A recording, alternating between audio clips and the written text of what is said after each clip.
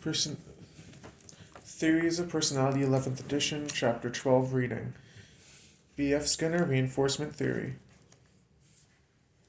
Rats, pigeons, and an empty organism.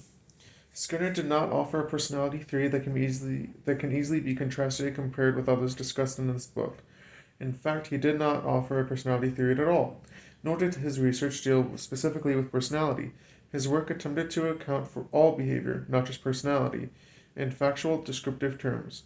Skinner argued that psychologists must restrict their investigations to facts, to only what they can see, manipulate, and measure in the laboratory. That meant an exclusive emphasis on the overt responses a subject makes and nothing more. Skinner's contention was that psychology is the science of behavior, of what an organism does. His study of behavior was the antithesis of psychoanalytic trait, lifespan, cognitive, and humanistic approaches, differing not only in subject matter but in methodology and aims. In explaining personality, most other theorists look inside the person for clues, the causes, motives, and drives. The forces that direct our development and behavior originate within each of us. In contrast, Skinner made no reference to internal subjective states to account for behavior. Unconscious influences, defense mechanisms, traits, and other driving forces cannot be seen, he argued, and therefore they have no place in a scientific psychology. They have no more value for science than the old theological concept of the soul. Skinner did not deny the existence of internal forces, only their usefulness for science. Skinner applied similar reasoning to psychological processes, which are not overtly observable and so have no relevance for science. He said the inside of the organism. I'm going to skip what he said. He saw no need to look inside the organism for some form of interactivity. Where are people? Another way Skinner differed from other theorists is in his choice of experimental subject. Some personality theorists focused on emotionally disturbed people, others on normal or average people. At least one, Abraham Maslow, based his theory on the best and brightest. Although Skinner's idea about behavior had been applied to people, the research for his behavioral approach used rats and pigeons. Responding to stimuli is something animals do well, sometimes better than people do. Skinner admitted that human behavior is more complex than animal behavior, but suggests that the differences are in degree, not in kind. He believed that the fundamental processes are similar, and because a science must proceed from simple to complex, the more elemental processes should be studied first. Despite Skinner's focuses on studying animal behavior, his work had wide practical applications for changing human behavior. Techniques such as behavior therapy, derived from his research, are used in clinical settings to treat a variety of disorders. The Life of Skinner, 1904 to 1990. A strict childhood. Skinner was born in Pennsylvania, the older of two sons, but his brother died at the age of 16. His parents were hardworking people who constantly directed to him clear rules of proper behavior. His mother never deviated from her strict standards. His grandmother made certain that he understood the punishments of hell by pointing out the hot red coals on the parlor stove. Skinner's father contributed to his son's moral education by teaching him what happens to criminals. He showed Skinner the county jail and took him to a lecture about what life was like in a notorious New York State prison. In his autobiography, Skinner made many references to the impact of these childhood warnings on his adult behavior.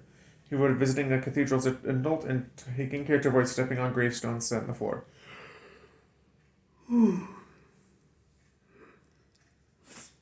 Machines and animals.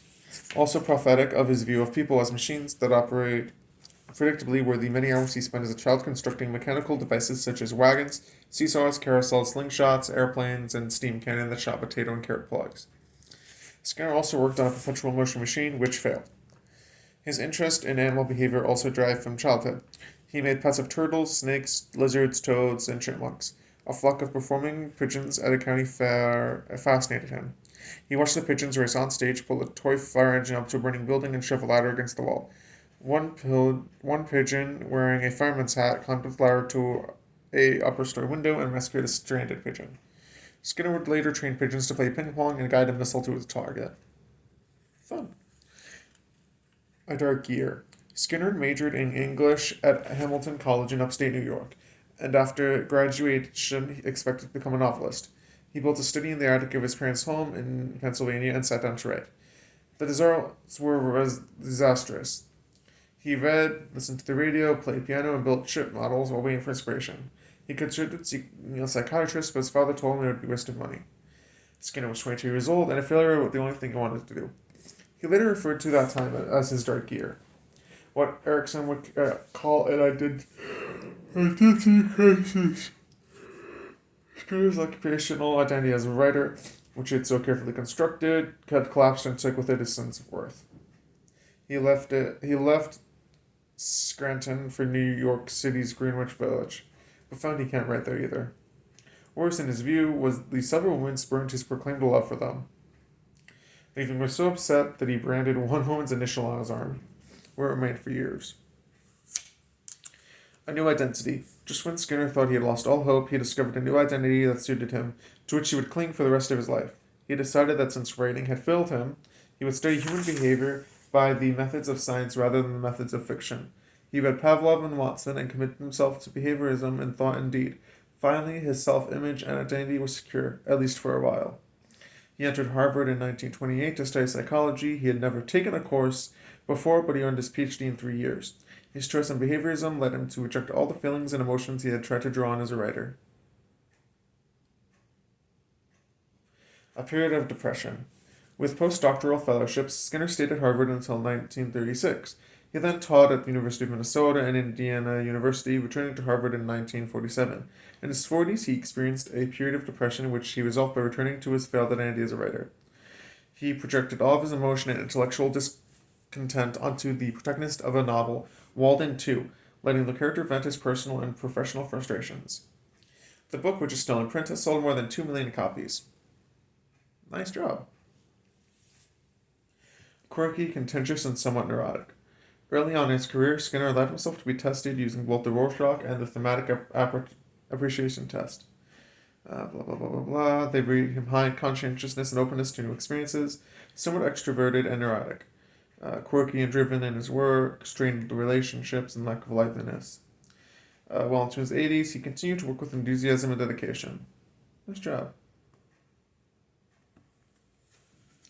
Reinforcement, the basis of behavior. Skinner's approach to behavior, simple in concept, is based on thousands of hours of well-controlled research. His fundamental idea is that behavior can be controlled by its consequences, that is, by what follows the behavior. Skinner believed that an animal or a human could be trained to perform virtually any task, and that type of reinforcement that followed the behavior would be responsible for determining it. Respondent behavior. Skinner distinguished between two kinds of behavior: respondent behavior and operant behavior. Respondent behavior involves a response made to or elicited by a specific stimulus. A reflexive behavior, such as a knee-jerk, is an example of respondent behavior. A stimulus is applied and the response occurs. This behavior is unlearned. It occurs automatically and voluntarily. We do not have to be trained or conditioned to make the appropriate response. Conditioning. At a higher level is respondent behavior that is learned. The learning, called conditioning, involves the substitution of one stimulus for another. Working with dogs, Pavlov discovered that they would salivate to natural stimuli.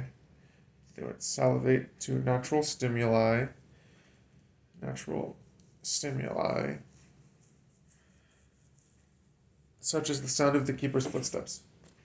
Previously, the salivation response has been elicited by only one stimulus, the sight of food. He sounded a bell shortly before feeding a dog. At first, the dog salivated only in response to the food and not to the bell. However, as time went on, it began to salivate at the sound of the bell. Thus, the dog has been conditioned.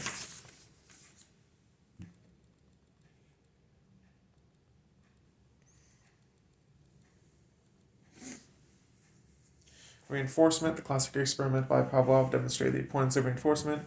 The dogs would not learn to respond to the bell unless they were rewarded for doing so. Extinction. However, an established conditional response will not be maintained in the absence of reinforcement. Basically, if they stop practicing this, it will just eventually fade away. Operant behavior. Respondent behavior depends on reinforcement and is related directly to a physical stimulus. Every response is elicited by a specific stimulus. To Skinner, respondent behavior was less important than operant behavior. We are conditioned to respond directly to many stimuli in our environment, but not all behavior can be accounted for in this way. Much human behavior appears to be spontaneous and cannot be traced directly to a specific stimulus. Such behavior is emitted rather than elicited by a stimulus. It involves acting in a way that appears to be voluntary rather than reacting involuntarily to a stimulus to which we have been conditioned. The nature and frequency of operant behavior will be determined by or modified by the reinforcement that follows the behavior. Respondent behavior has no effect on the environment. In Pavlov's experiment, the dog's salivary response to the ringing bell did nothing to change the bell or the food that followed it. In contrast, operant behavior operates on the environment as a result will change. Operant conditioning. The Skinner box. To illustrate the operant conditioning process, let us follow the progress of a rat in Skinner's operant conditioning apparatus known as the Skinner box. When a food-deprived rat is placed at the box, its behavior is first spontaneous and random. The rat is active, sniffing, poking, and exploring the environment. These behaviors are emitted, not elicited. At some time during the random activity, the rat will depress a level or bar located, which will cause a food pellet to drop into a trough. The rat's behavior has operated on the environment and as a result has changed it. The rat now begins to press the ball more often. It gets more food, more reinforcement, so it does it more often. The rat's behavior is now under the control of the reinforcers. If we put the rat back in the box the next day, we can predict it will do the same thing. Withholding the food extinguishes operant behavior in the same way that extinguishes respondent behavior.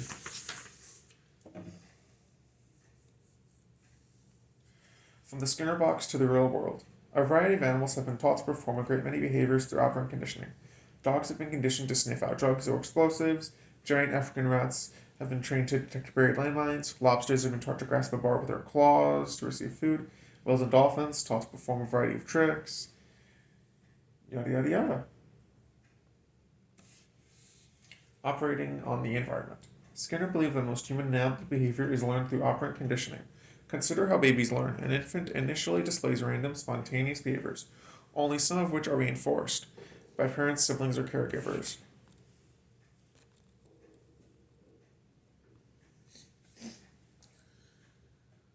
As the infant grows, the positively reinforced behaviors, those which the parents approve, will persist, whereas those of which the parents disapprove will be extinguished or discontinued. Personality, a collection of operant behaviors. From infancy on, we display many behaviors, and those that are reinforced will strengthen and form patterns. This is how Skinner conceived of personality, as a pattern or collection of operant behaviors. What other psychologists call neurotic or abnormal behavior was nothing more mysterious to Skinner than the continued performance of undesirable behaviors that somehow have been reinforced. Having demonstrated how behavior could be modified by continuous reinforcement, that is, by presenting a reinforcer after every response, Skinner decided to consider how behavior would change if we varied the rate at which behavior was reinforced. Schedules of reinforcement. Skinner pointed out that in everyday life, outside of the psychological laboratory, our behavior is rarely reinforced. Every time it occurs. Babies are not picked up and cuddled every time they cry. Baseball superstars do not hit a home run every time. After observing more things, he figured out the different rates of reinforcement. Fixed interval, fixed ratio, variable interval, variable ratio. Fixed interval A fixed interval stage of schedule of reinforcement means the reinforcer is presented following the first response that occurs after a fixed time has elapsed. Fixed ratio, reinforcers are only given after a specific number of responses. Variable interval, the reinforcer might appear at any time. Variable ratio may appear at any time of responses. The shaping of behavior. In Skinner's original operant conditioning experiment, thus the chance decide that such behavior will occur. Animals and humans demonstrate many more complex behaviors. Successive approximation. Skinner answered these questions with the method of successful approximation or shaping. He trained a pigeon in a very short time to peck at a specific spot in its cage. The probability that the pigeon would on its own peck at the exact spot was low. At first it was with food, then it began to work. Reinforcement was only given for movements that brought the pigeon closer to the spot, closer and closer, until it became just that spot. Shaping the behavior of a person in 5 minutes. Okay, I'm going to skip that. Superstitious behavior. We know that life is not always as orderly or well controlled as events in the psychological laboratory. Sometimes we are reinforced accidentally after we have displayed some behavior. As a result, that behavior, which didn't lead to or cause reinforcement, may be repeated in a similar situation. Consider two examples from football. Okay, I'm just going to skip those because I don't care about those. How to shape superstitious. Okay, it's basically superstitious behavior is like step on a crack, break your mom's back, stuff like that. The self-control of behavior.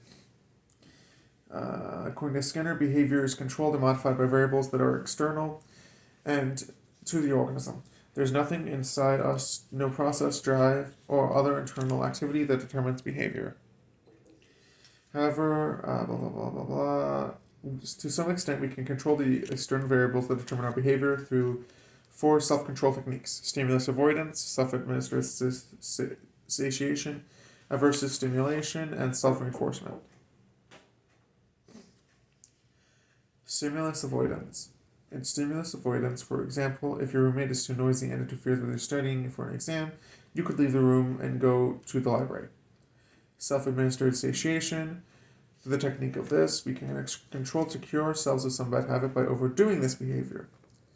Aversive stimulation. Technique of self-control involves unpleasant or repugnant consequences. Self-reinforcement. We reward ourselves for displaying good behavior or desired outcomes. Benefits of self-control. Blah, blah, blah, blah, blah. Token economy. That's pretty clear-cut. You have tokens which you earn, which you can turn for rewards, blah, blah, blah, blah, blah. Punishments and negative reinforcement, that's okay, blah, blah, blah, blah, blah.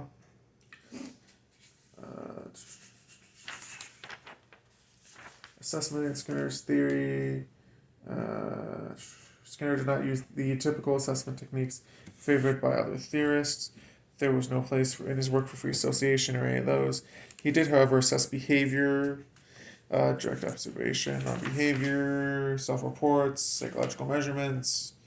Research has been done. Reflection, current status. Okay, that's enough. Thank you for watching Chapter 12 of B.F. Skinner Reinforcement Theory. Till next time.